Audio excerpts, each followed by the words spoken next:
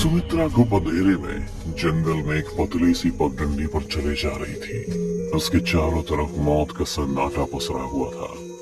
सुमित्रा की सांसें गर्म थी और उसके आसपास का इलाका लाश की तरह ठंडा।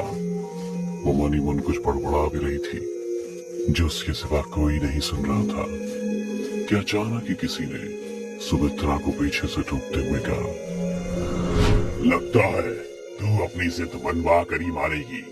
इतनी बार कहा है तुझे, जो तू चाहती है वो मैं तुझे नहीं दे सकता।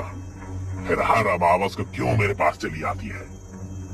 आवाज सुन सुमित्रा की सांसें अब शांत हो गईं। शायद वो इस आवाज को पहचानती थी और इस आवाज के पीछे छिपे चेहरे को भी। अब सुमित्रा का डर हवा हो चुका था। उसने तुरंत ही पीछे मुड़कर देखा तो एक अघोरी बरगद के पेड़ से उल्टा लटका हुआ अपनी साधना में लीन था और बुदबुदाते हुए किन्हीं मंत्रों का उच्चारण कर रहा था।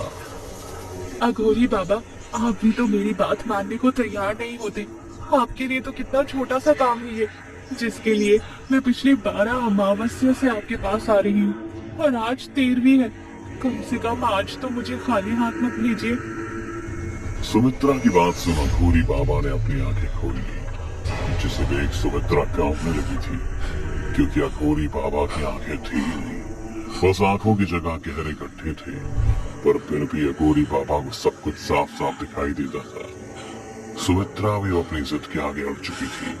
उसे डर तो लग रहा था, पर सुमित्रा ने अपने कदम पीछे नहीं किए।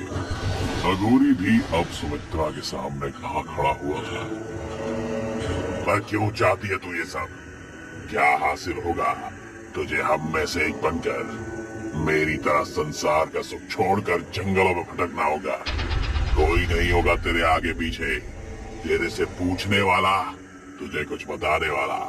सब कुछ त्यागना होगा तुझे, यहाँ तक कि शारीरिक सुख भी।